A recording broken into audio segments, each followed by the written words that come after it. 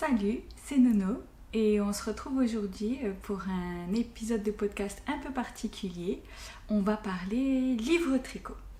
Alors j'ai fait une sélection, j'allais dire petite, pas si petite que ça, mais une sélection parmi ma bibliothèque tricot de livres soit dont je me sers régulièrement ou dont je me suis déjà servi ou de livres que j'avais achetés sur le tricot et dont je me suis pas encore servie. Enfin voilà, on va faire un petit tour autour de ma bibliothèque tricot. Il y aura des livres techniques, des livres de patrons, de modèles, voilà, un petit peu de tout.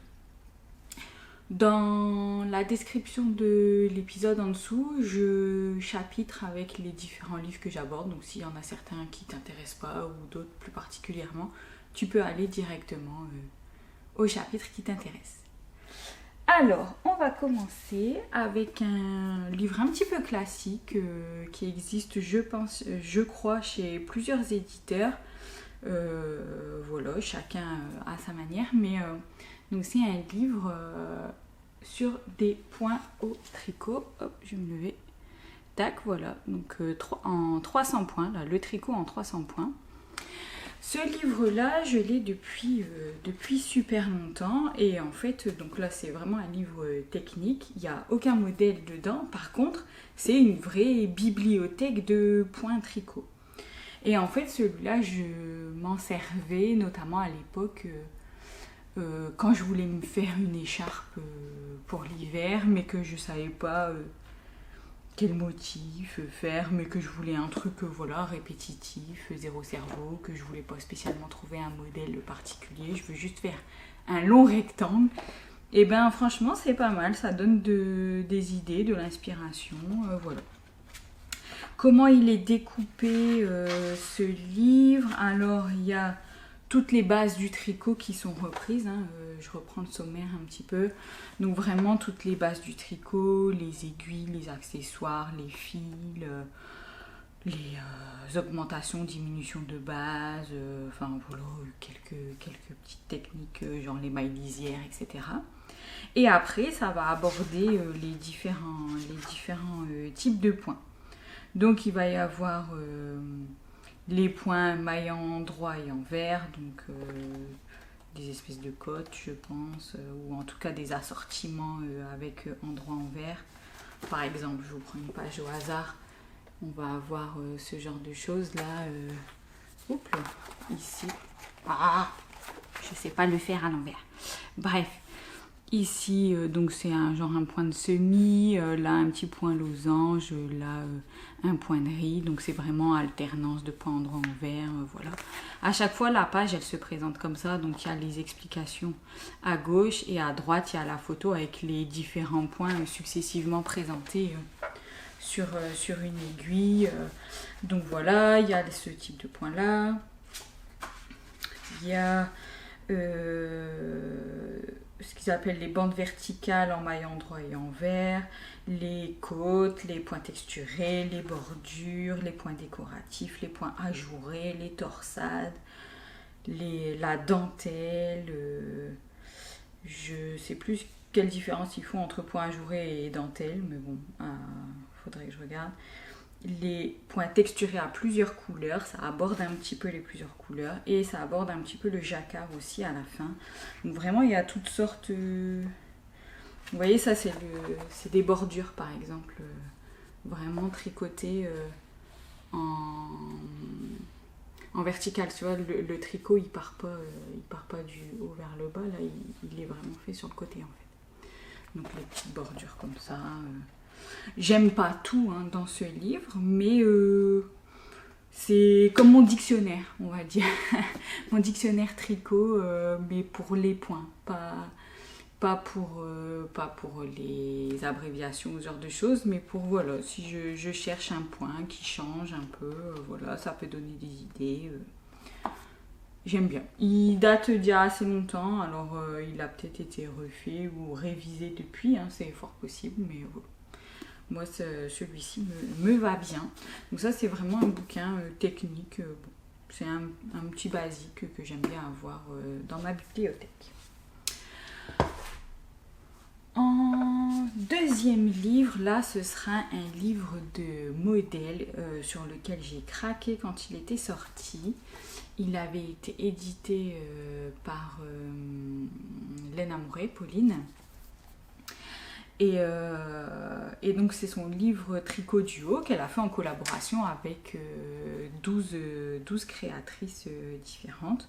Donc avec ses laines à elle, donc qu'elle teint, et des créatrices tricot, une par mois de l'année en fait. Donc pour chaque mois de l'année, on a un duo de modèles qui est proposé dans le livre. Et vraiment, j'ai trop aimé ce livre quand il est sorti. J'ai craqué. Alors je n'ai encore rien tricoté dedans. Mais c'est prévu, je ne sais pas quand, mais c'est sûr et certain, le modèle du mois d'avril, je me le tricoterai, je te le retrouve. Là je suis où? Juin. Là j'y suis. Et voilà. Tac, tac. Alors, les modèles du mois d'avril ont été designés par Marion Knit. Et ce sont des pulls en brioche. Hop, je te montre la photo. Voilà, des pulls en brioche. Ils sont trop jolis. Alors, soit une version un petit peu crop, manche 3/4, soit version un petit peu plus longue, manche longue, et puis le col un petit peu différent.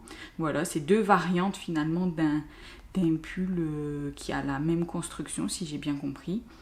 Et la différence aussi, qui fait que ça sort vraiment quasi complètement différent, c'est que tu vois, c'est de la brioche, et en fait là, les deux fils entre les deux laines utilisées entre les deux modèles ont été inversés. Il y en a une où c'est le rouge-rose qui est devant et le blanc derrière, et inversement. Alors je saurais plus dire quelle est quelle là, mais ça rend complètement différent.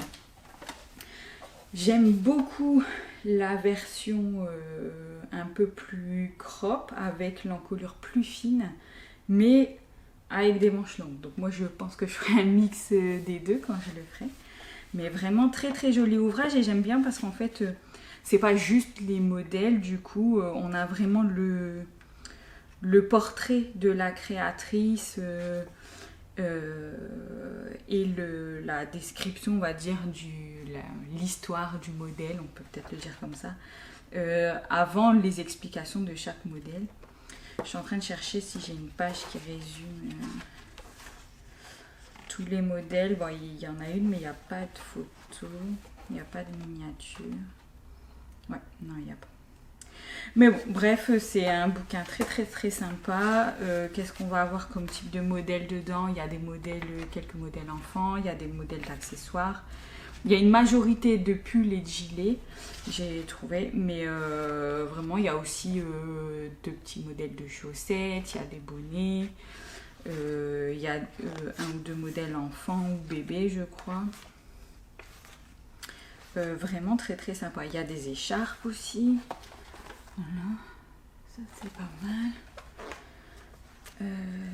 Tac, qu'est-ce qu'on a d'autre? Ah oui, pour bébé, c'est la petite couverture, et puis du coup le châle avec le même motif.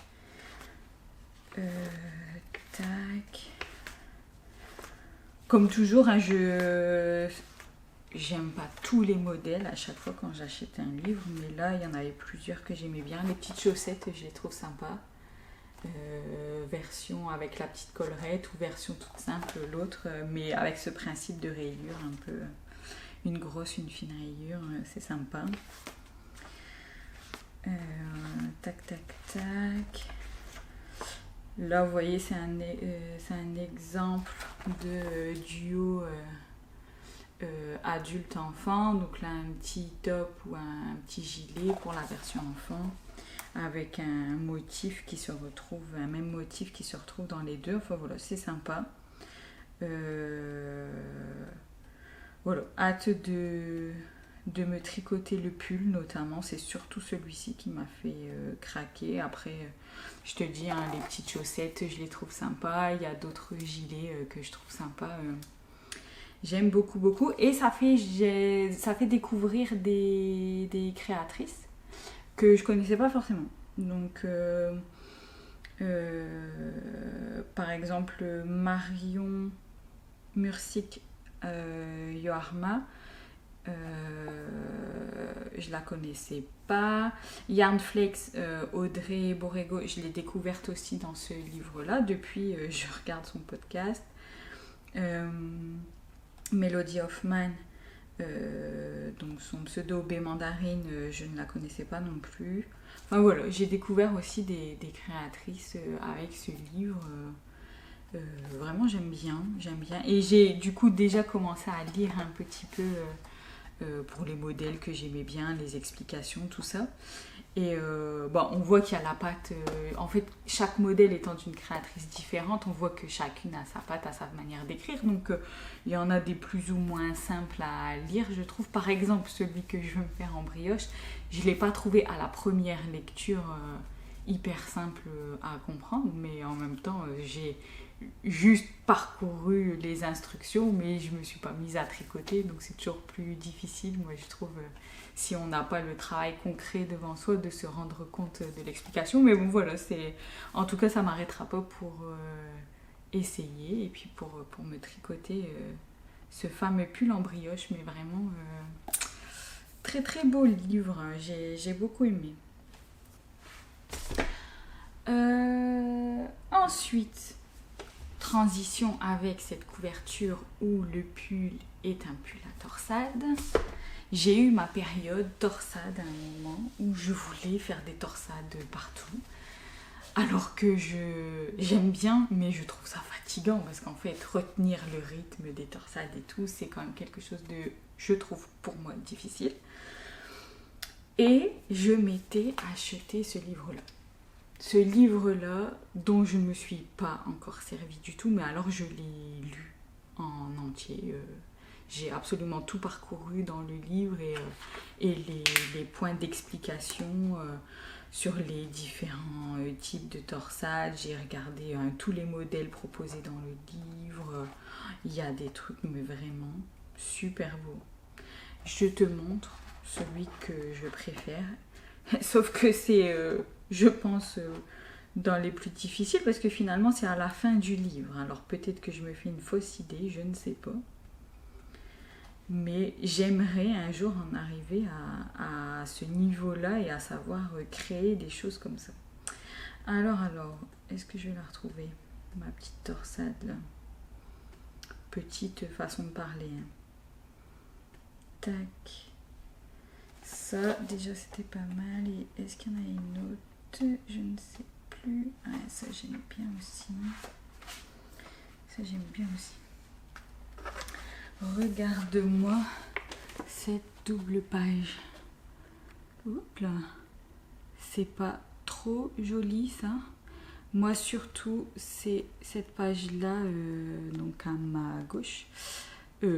N'importe quoi, à ma droite.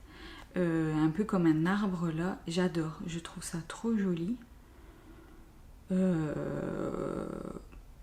Bon, je t'avoue que je me sens pas à l'aise pour tricoter un truc comme ça pour l'instant, mais trop beau. Après, il faut savoir que là, tous les diagrammes et explications écrites sont dans le livre, hein. Il n'y a pas que les photos, hein, bien sûr, mais quelle torsade magnifique, quoi. Et j'aimais bien aussi, là tu vois c'est un exemple, j'ai la photo et les explications hein, à côté, mais du coup si on se concentre sur la photo, j'adore en fait cette espèce de fondu où finalement tout autour c'est du jersey et du coup le motif est ultra présent mais s'estompe finalement tout seul quand on rentre dans le jersey. Je trouve ça trop joli et je rêve d'imaginer un motif dans ce niveau de complexité, on va dire, pour l'incruster dans le dos d'un gilet ou d'un pull. Enfin, je sais pas, j'ai cette idée fixe là. Un motif comme ça qui s'incrusterait dans le dos, super. Et sinon, pour revenir à d'autres parties peut-être plus simples, déjà, tout au long du livre, il y a des modèles pour illustrer aussi les techniques que nous apprend ce livre. Et notamment des petits modèles, il y a des grosses écharpes, des pulls, mais il y a aussi des petits modèles type ce gilet, j'allais dire n'importe quoi, type ce bonnet. Et du coup, ça permet de s'entraîner sur certaines grilles, voilà, de bien comprendre les mécaniques de ces torsades.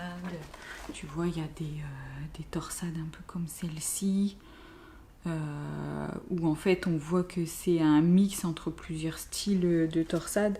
Là on voit, c'est une torsade finalement assez classique, sauf que le brin principal, on va dire, de la tresse, il est toujours devant. Et là, au milieu, tu as un brin un peu différent où c'est une torsade dans une torsade, quoi. Et la torsade plus fine au milieu. Enfin, c'est vraiment trop joli.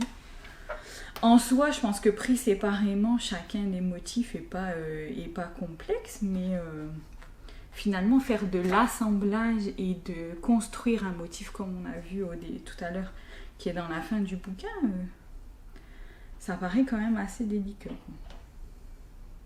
Il y a même tout un chapitre, ouais, je me souviens, je l'avais lu, sur la réversibilité des motifs, alors comment ça va rendre sur l'envers, etc. Il y a pas mal d'explications. Ouais. Très très sympa. Alors il est sympa, mais pour moi, encore une fois, hein, je trouve que c'est un sujet un peu complexe, les torsades. Du coup, je ne me suis pas encore lancée. Je reconnais que les modèles du livre ne m'inspirent pas trop. Moi, c'était vraiment plutôt les grilles, les motifs qui sont montrés, et le potentiel de ce qu'on peut atteindre avec des torsades, c'est ça qui m'intéressait. Mais vraiment très très chouette. Du coup, bon, cet hiver, j'ai un peu de torsade sur mes aiguilles avec mon gilet Roachcoat de Jorge Locatelli. Je te mettrai une petite photo de comment il avance. C'est pas le but d'en parler en détail là, j'en parlerai une prochaine fois, mais du coup j'ai quand même mis un petit peu de torsade, très très simple comparé à ce que je t'ai montré ici, mais j'ai mis un peu de torsade sur mes aiguilles cet hiver parce que vraiment les torsades j'aime beaucoup. Autant les motifs ajourés c'est pas trop ma tasse de thé, les torsades j'aime bien, vraiment j'aime bien. Donc ça c'était un livre technique. Avec quelques modèles. Et là, je vais passer à 2 petits livres, alors cette fois-ci en anglais, mais pure technique, vraiment pure technique, dont je me suis beaucoup servi au début où je les avais achetés, parce que forcément, je venais de les acheter, je les avais sous la main, machin. Après, je les ai rangés dans ma bibliothèque et depuis, je m'en sers plus. Je sais pas si c'était le meilleur investissement. Autant les 3 livres que je t'ai montrés jusqu'à maintenant, avant, même si j'ai pas encore tricoté ce qu'il y avait dedans, je sais que j'y viendrai un jour, que les techniques m'intéressent, etc. Là, ces 2-là, c'était plus par effet de mode, je pense. C'était peut-être pas l'achat le plus judicieux. Voilà. Pour autant, ça peut servir, mais moi, j'ai le réflexe, tu vas voir, pour ce type de technique-là, en fait, d'aller sur YouTube. Du coup, les livres, ils me servent pas beaucoup.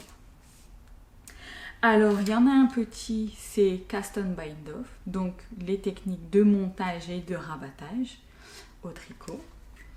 Et dans la même collection, les Increase Decrease, donc augmentation, diminution. Hyper intéressant en soi d'avoir des petites bibles, j'allais dire des petites bibliothèques à techniques comme ça. Mais comme je te le disais, j'ai plutôt l'habitude d'aller regarder sur YouTube. Pourquoi ? Parce qu'en fait, on voit comment se fait la technique en vidéo. Alors là, les bouquins sont bien faits. Hein, je te prends une page totalement au hasard. C'est du pas à pas avec des photos à chaque étape.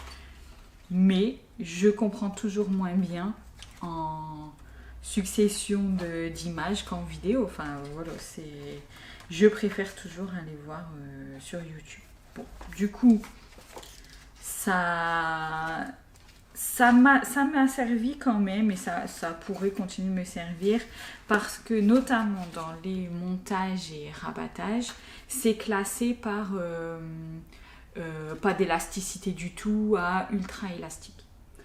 Du coup, pour déjà rien que trouver le nom d'une technique qui va dans, on va dire, l'élasticité qu'on recherche. Et ensuite, je la cherche sur YouTube pour voir en vidéo parce que je comprends mieux quand je vois comment c'est fait. Voilà. Mais bon, c'est dommage d'avoir acheté un bouquin juste pour ça. Voilà. Et augmentation, diminution. Finalement, je me suis rendu compte au fur et à mesure, ça fait quelques années que je les ai achetés ces livres, que dans la plupart des modèles tricot que je réalise, ben finalement la créatrice précise toujours un type, un nom de technique de faites tel type de diminution ou tel type d'augmentation. Et donc même si elle ne met pas d'explication détaillée sur la technique, comme elle donne le nom, réflexe, je vais chercher sur YouTube et je regarde comment on fait quand je ne connais pas déjà. Et du coup, je m'en sers pas. Bon, c'est le petit truc un peu dommage. Après, pour quelqu'un qui préfère se référencer dans des livres pour ce genre de technique, donc les montages, les rabattages, les diminutions, les augmentations, c'est des bons petits bouquins. Alors c'est en anglais, je ne crois pas que ceux-là exactement existent en français. Est-ce qu'il en existe des équivalents, donc des petites bibles de ce type de technique en français? Ça ne me parle pas, mais comme je te le disais, ça fait plusieurs années que je les ai, donc j'ai pas vérifié depuis. Mais voilà, quand on préfère aller se sourcer dans des livres, c'est des bons petits livres en fait, hein, et les explications sont bien, c'est juste que moi je préfère voir en vidéo. Voilà pour ces petits livres techniques. Je fais une mini pause caméra et je reviens. Tu verras même pas que je suis absente. Et c'est reparti. Voilà. Normalement, tu t'es rendu compte de quasiment rien. Allez, je continue. Il me reste 3 livres dont je voulais te parler. 3 livres. Et là, on arrive sur les 2 prochains. Là. Celui que je tiens et celui d'après. Je t'en ai déjà un petit peu parlé au travers de modèles que j'ai tricotés. Donc ceux-là, ce sont des livres de modèles, surtout celui que je tiens dans les mains. Je te le montre tout de suite. C'est le livre Ensemble de Marie-Amélie Design. Et ce livre de modèles, donc je l'ai déjà utilisé, tu le sais, puisque je me suis fait le Colocasia pour l'été dernier, cet été là. C'était exactement comme sur la couverture, juste en plus long. C'est la seule différence. Et donc c'est un livre qu'elle a écrit, donc pour lequel elle a écrit tous les patrons, hein, si je ne dis pas de bêtises, ouais, ce sont tous ses patrons, et en collaboration avec BC Garn. Donc ce sont toutes des laines de la marque BC Garn qui sont utilisées dans ce livre. Et là je vais pouvoir te montrer un petit peu plus l'ensemble des modèles, parce que là il y a des petites miniatures dans la table des matières. Donc à chaque fois ce sont aussi un petit peu comme dans un tricot duo, des duos de modèles, ou plutôt deux variations d'un modèle. Mais c'était un peu l'esprit là-bas. Sauf que là, c'est pas thématisé autour des saisons ou de l'année. Voilà. C'est simplement à chaque fois 2 variations d'un motif ou d'un modèle. Alors, qu'est-ce qu'on va trouver? Encore une fois, majoritairement des vêtements et des vêtements adultes, même s'il y a quelques modèles enfants et quelques accessoires. Là, tu vois, alors, tac, je vais commencer par ici. Donc, c'est soit un gilet, soit un top manche courte. Le Colocasia, c'était version top que moi j'ai faite ou version pull. Là, on va être sur une version donc pull manche longue ou pull manche courte. Là, c'est un modèle jacquard où ça va être version adulte, version enfant en petite robe. Donc ça, c'est un des modèles enfants. Ah non, c'est pas le seul, il y en a encore un. Ensuite, on va avoir donc gilet femme, ou c'est un pull. Non, c'est gilet aussi, gilet enfant. Encore un duo de gilet avec un motif, mais donc là c'est vraiment le style du gilet qui va changer. Donc là c'est qui ne se ferme pas, avec des pans drapé un peu sur le devant. Et en dessous, là, c'est plutôt un gilet ajusté avec les petits boutons. Et enfin, un accessoire. Donc, c'est une étole ou une écharpe. En gros, c'est une variation du même modèle. Mais de mémoire, c'est la taille qui change pour faire étole ou écharpe. Voilà. Donc, comme je te le disais, si tu l'avais vu à l'époque, moi, j'ai réalisé déjà le Colocasia, qui c'est essentiellement pour le Colocasia que j'ai acheté le livre. Mais j'ai 2 autres modèles qui m'intéressent, un pour moi et un pour une de mes sœurs. Alors moi, c'est ce gilet-là que j'aime beaucoup, c'est Manjula, son petit nom. Donc hop, on voit bien, ouais, c'est en fait là le motif est sur, hop là, comme ça, et sur tout le corps et les manches sont toutes en jersey. C'est un peu un gilet que je considère basique, dans le sens où il se porte facilement avec un jean, un petit t-shirt, voilà, pas de chichi. Pour aller bosser, c'est très bien. Voilà. J'aime bien ce modèle. Et j'ai une de mes sœurs qui aime bien plutôt les gilets de ce style-là, avec les pans drapés sur le devant. Du coup, j'ai en tête de lui faire un de ces jours ce gilet-là. Du coup, sur l'ensemble des modèles, j'en avais pas énormément qui me plaisaient, mais déjà 3 modèles, c'est pas mal. C'est pas mal. Après, je reconnais que, bon, le prix, c'était 28,50 € pour ce livre-là. J'ai pas pensé à le dire tout à l'heure pour l'autre. C'était dans le même ordre d'idée. Souvent, ça tourne autour des 28-30 €. Il y a beaucoup de boulot derrière des livres comme ça, avec tous les modèles qu'il y a dedans. Faire des modèles différents, autant de modèles différents pour une créatrice et d'attendre de tout sortir dans un livre, ça demande un paquet de temps. Tous les modèles sont à tester, ensuite il y a les photos à faire, il y a le bouquin à écrire, la mise en page à faire, etc. Donc le prix se justifie complètement, mais c'est vrai que si vous n'aimez qu'un modèle dedans, ça fait un peu cher le modèle. Moi là j'en avais 3, donc je me rapprochais déjà d'un prix de patron unitaire sur Ravelry, donc ça me gênait pas. Ça me gênait pas du tout.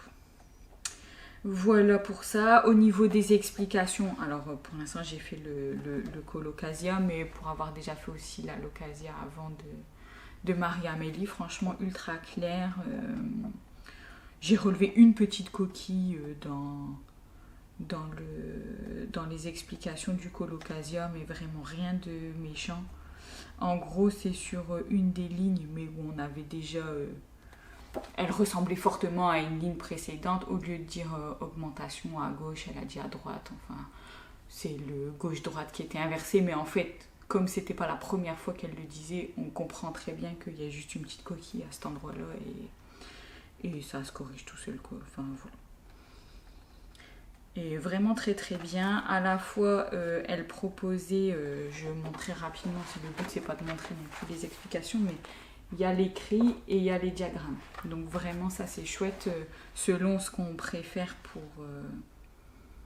pour tricoter. Et à côté des diagrammes, de toute façon, il y a en écrit. Donc vraiment on peut faire soit full écrit, soit utiliser les diagrammes quand c'est les parties dentelles. C'est vraiment comme chacun préfère à ce niveau-là. Moi je trouve ça bien quand chaque lecteur peut adapter à ce qu'il préfère. Donc j'aime beaucoup.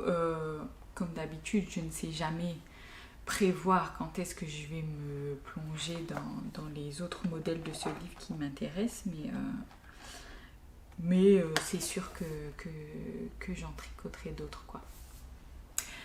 Je l'aime trop, donc j'en suis sûre, je ne sais juste pas quand. Avant-dernier livre là que je te montre et dont je t'ai parlé très récemment, donc là je vais pas passer trop de temps sur celui-là, mais c'est mon livre de cet hiver, clairement, les chaussettes, tricoter ses chaussettes, toutes les techniques. Et donc celui-ci c'est un mix entre technique et modèle, puisqu'il y a vraiment toutes les techniques autour des chaussettes, que ce soit pour le montage par la tige, le montage par la pointe, les talons, que ce soit dans un sens, donc tu es monté par la tige, ou dans l'autre sens, donc par la pointe. Les différents types de talons sont expliqués dans les deux sens. Tu as donc il y a deux auteurs, Émilie Drouin et Élodie Morand. Donc c'est un duo de tricoteuses qui a écrit ce livre. Et ce que j'aime beaucoup, c'est que du coup, pour chacune des techniques, chacune donne son avis, sa perception de la technique. Et on a vraiment un tableau résumé de dire, celle que je préfère, moi, Émilie, c'est telle technique, et celle que je préfère, moi, Élodie, c'est telle technique. Et pour chaque technique aussi, elles nous mettent les plus et les moins. Parce que, en fait, c'est facile de se dire, moi, je préfère celle-là. Oui, d'accord, mais finalement, chacun ne cherche pas forcément la même chose au travers de son tricot. Et ce que je trouve vachement bien, c'est qu'on peut prendre notre propre décision, parce qu'elles nous mettent, celui-ci, il a un fini très très joli, mais ça consomme plus de fil. En fait, là, je suis ric-rac en fil, je vais peut-être pas prendre cette technique-là. Enfin, voilà, on peut vraiment choisir en fonction de différents critères. Elles nous mettent les plus, les moins, et après, tu te fais ta compo comme tu veux. Et du coup, l'autre pan de ce livre, c'est le semainier de modèles. Finalement, on a 7 modèles de chaussettes, vraiment totalement différents. Je vais regarder si j'ai des miniatures. Oui, on a les miniatures, donc ça, c'est chouette. Hop, yes, on voit bien. Donc, tu vois, pour chaque jour de la semaine, on a une petite paire de chaussettes. Donc, il y a le lundi texture, donc motif texturé. Le mardi torsade. Le mercredi rayure. Le jeudi jacquard. Le vendredi dentelle. Le samedi paillettes, qui est un petit motif dentelle aussi. Et le dimanche cosy, avec un style totalement différent. Donc là, plus... on va dire à mi-chemin entre les chaussettes et les guêtres, quoi. Et pour chacun de ces modèles, ce qui est intéressant, c'est que du coup, ça va explorer toutes les techniques vues dans le patron. Donc, on va en avoir certaines montage par la pointe, d'autres montage par la tige. On va avoir différents types de pointes. Je suppose différents types de finition à la tige, puisque moi, j'ai fait samedi paillettes il n'y a pas longtemps et c'est une très jolie bordure originale qui est faite dans ce modèle là, et aussi un peu toutes sortes de talons. Donc parfois des talons, je vais vous dire talons renforcés, mais dans un modèle qui commence par la tige, et aussi dans un autre modèle qui commence par la pointe. Enfin voilà, vraiment. Et ça pour talons après coup, talons rang raccourci, enfin voilà, quel que soit le sens, ça permet d'explorer vraiment toutes les techniques qui sont expliquées dans le livre. Et donc ça, c'est très très chouette. Un peu comme le livre des torsades tout à l'heure, qui là est sur une autre technique, un autre niveau. Mais voilà, on a les techniques et on a les modèles pour appliquer les techniques. Et je trouve que c'est vraiment très très bien fait ici, parce que vraiment les modèles sont réfléchis pour... ok, moi je voudrais m'entraîner sur un modèle qui fait ça, tu vas trouver le modèle qui correspond à l'assemblage de techniques que tu cherches, c'est quasi sûr. Dans les 7 modèles finalement, pas tant de modèles que ça, mais qui te permet d'explorer vraiment beaucoup de techniques. Bref, t'as compris, ça fait plusieurs fois que j'en parle, ce bouquin. Vraiment, c'est mon bouquin de cet hiver, enfin de cette fin d'année là. Je l'aime beaucoup. Donc je l'ai déjà utilisé concrètement 2 fois. Une fois pour me faire une petite paire de chaussettes sur mesure, avec quelques techniques du coup que j'ai choisies avec ce fameux tableau, les plus, les moins, voilà. Et un des modèles, donc c'est celui de la couverture, le samedi paillettes, que je me suis réalisé, pas encore porté, je t'en parlerai dans un prochain podcast, dans dans un futur podcast, il n'y a pas de souci. Mais voilà, et j'ai encore l'intention de l'utiliser. Je ne sais pas si j'aurai le temps là, cette fin d'année ou sur l'hiver, début d'année prochaine, mais c'est prévu, en tout cas, une nouvelle paire sur mesure, mais avec d'autres techniques que je voudrais explorer. Très très bon bouquin, c'est mon gros coup de cœur là de cette année, et parmi tous ceux que je t'ai montrés, d'autres avaient été mes coups de cœur au moment où je les avais achetés, celui-ci les a détrônés. Et franchement, j'aurais pas parié dessus au départ parce que les chaussettes, j'étais pas sûre d'aimer faire ça. Et en fait, je me suis pris au jeu du tricot chaussette et j'aime beaucoup. Voilà pour celui-là. Et enfin, le dernier dont je voulais te parler, un petit peu sur le même format que celui sur tricoter ses chaussettes, c'est tricoter le jacquard en rond de Anna Derwood, Elong avec Anna, son pseudo. Le jacquard, c'est une technique qui m'intéresse depuis très très longtemps. Un peu comme ma phobie des torsades que j'ai eue à un moment, et j'essaye de mettre sur mes aiguilles un peu de torsade, comme je te le disais ces derniers temps. Le jacquard, ça me trotte dans la tête depuis très très longtemps. Mon seul souci, c'est que je ne trouve pas de modèle qui m'inspire. Et malheureusement, là, ce livre-là ne fait pas exception. Les modèles qui sont proposés par Anna sont très bien, mais ne me plaisent pas à moi. Ils ne sont pas à mon goût. Par contre, côté livre technique, et c'est vraiment pour ça que j'ai acheté ce livre-là, c'était pas pour les modèles, c'était pour les techniques abordées. Il est très intéressant. Alors, je l'ai plus parfaitement en tête parce que je l'avais lu entièrement au moment où je l'avais acheté. Ça date un petit peu, là, ça date de il y a quelques années, 1 ou 2 ans, je pense. Ouais, je dirais bien 2 ans. Et depuis, je ne m'en suis pas encore servie, mais parce que je ne trouve pas le modèle qui m'inspire. Alors, j'ai repéré un modèle qui m'intéresse quand même bien sur Ravelry. Je t'incrusterai une photo là quelque part. Je ne sais plus le nom, je ne sais plus la créatrice. Je me souviens juste que c'est un pull qui m'a l'air d'être un yoke, mais avec une encolure bien dégagée. Moi, je déteste les encolures à ras du cou, ou même ici, c'est déjà trop serré. J'aime pas ça. Du coup, là, de mémoire, l'encolure était plus style bateau, ou en tout cas dégagée, je vais le dire comme ça. Et pas du tout des motifs de ce style-là un peu traditionnel, ou comme on voit sur le bonnet là, où personnellement j'aime pas. Là ce sont des gros carrés, je sais pas comment l'expliquer. Le plus simple, c'est, je mettrai la photo de toute façon, tu verras, tu te rendras compte. Et ça, j'aime bien.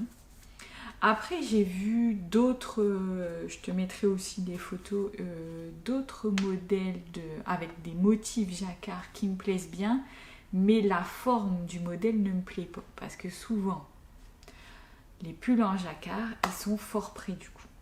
Et vraiment, j'aime pas. Vraiment, ça, non, j'aime pas. Il n'y a pas d'autre mot, mais c'est mon goût à moi. Bref, du coup, je ne l'ai pas encore utilisé, mais tous les ans, je me dis, ressors ton livre sur le jacquard, allez, mets en application ce bouquin, relis les techniques et vraiment mets en application. C'est une technique qui m'intéresse. Si ça se trouve, j'aimerais pas en faire, mais tant que j'ai pas essayé, je saurais pas. Et vraiment, ça m'intrigue, je veux essayer. Sauf que je ne tricoterai pas un modèle qui ne me plaît pas juste pour tester une technique. Donc, ce que je me suis dit plus récemment, grâce au livre dont on parlait juste avant, c'est, bah ok, t'aimes pas les motifs un petit peu classiques, yoke, jacquard, voilà. C'est pas grave, fais des chaussettes avec du jacquard dessus. Et ça aussi, il y en a beaucoup. Et là, il y en a avec des motifs très très sympas. Là aussi, il y en a avec des motifs très très sympas, beaucoup plus simples, beaucoup plus minimalistes qui me correspondent mieux. Voilà, donc peut-être bien que je vais me mettre au jacquard grâce aux chaussettes. Et comme ça, la boucle sera bouclée. Voilà, donc sinon, concernant le livre en lui-même, alors au niveau modèle, donc c'est sur la fin du livre, il compte 5 modèles, dont 2 qui sont plutôt la déclinaison du même motif, mais l'un en pull, l'autre en gilet. Donc j'ai envie de dire plutôt 4 modèles, dont un décliné en 2 versions. Ce qui fait 5 patrons, 5 explications de tricot. Il y a un bonnet, donc 3 pulls et un gilet. C'est pas mal, niveau équilibre, c'est essentiellement des vêtements. Je crois qu'il y a au moins un des vêtements, c'est pour enfants, hein, comme on voit sur la couverture. Et le bonnet, il est adaptable. Je me fie à la couverture, j'ai pas été vérifiée, mais... une tête adulte, une tête enfant, quoi. Il y a différentes tailles pour ça. Et sinon, au niveau de la partie technique, elle parle des différents types de jacquard, du matériel nécessaire, de comment on lit un diagramme au jacquard. Et moi, comme j'aime pas trop les lectures de diagrammes, ça c'est important aussi que je me penche là-dessus parce que je suis pas forcément hyper à l'aise avec les diagrammes, mais alors j'ai pas trop d'expérience du coup en patron jacquard, mais je me demande si c'est pas plus souvent expliqué en diagramme qu'en texte. À voir, je découvrirai quand je m'y mettrai concrètement. Elle explique comment choisir un modèle selon la difficulté, ça c'est intéressant. Je l'avais lu à l'époque, je me souviens plus du tout après du contenu, hein, mais je me souviens que je l'avais lu assez facilement, je l'avais dévoré. Il se lit tout seul, le livre. Choisir ses couleurs, ça c'est vrai que j'ai entendu même dans différents podcasts qu'il y a des petites techniques, des petits tips en tout cas de comment bien choisir ses couleurs, comment faire pour qu'il y en ait une qui ressorte plus que d'autres, enfin... Apparemment, il y a des petits trucs là-dessus. Tricoter un échantillon en rond. Effectivement, ce que je ne fais jamais quand il s'agit de motifs texturés ou de jersey. Je tricote un échantillon classique carré. Je t'avoue que je n'ai jamais eu de surprise jusque-là. Sur le jacquard, du fait de la technique en elle-même, est-ce que ça peut poser problème? Je pense... De toute façon, il n'y a pas de retour sur le jacquard. Tu es obligé de le faire en rond, je pense. Voilà. Et donc tricoter en jacquard intarsia. Ça, c'est, si je me souviens bien, c'est quand tu as un motif de jacquard ou un motif que tu incrustes, mais genre dans un rectangle à l'intérieur de ton tricot. On imagine, je sais pas, un devant ou un dos, voilà, et tu as l'autre couleur qui s'incruste au milieu, mais qui n'est pas construite sur des rangs complets. Et du coup, ça c'est du intarsia, c'est à l'intérieur. Tricoter du jacquard stranded, là je ne sais plus ce que c'est. Gérer la tension du fil, la technique du stick, ça je pense pas que je testerai un jour. Hein. La technique du... sait-on jamais, mais je pense pas. La technique du stick, c'est tu tricotes en rond, mais même pour les gilets. Et en fait, après tu ouvres au ciseau, alors tu sécurises là où tu vas couper, si j'ai bien compris, tu ouvres au ciseau et tu rattrapes tes mailles et tu fais ta patte de boutonnage. Et comme ça, ton motif, en fait, de part et d'autre de ta patte de boutonnage, il est nickel, il se suit, en fait. Couper au ciseau dans mon tricot, je suis pas prête. Et enfin, les finitions du tricot, donc je suppose rentrer les fils, tout ça, quand on fait du jacquard. Donc vraiment très très sympa. Ce que j'aime aussi beaucoup, c'est qu'il y a pas mal de photos, d'illustrations. Là on voit ce que ça donne sur l'avant, ce que ça donne sur l'arrière. Pour l'échantillon, pareil, hein, on voit il y a beaucoup d'images au-delà des explications. Moi, un bouquin...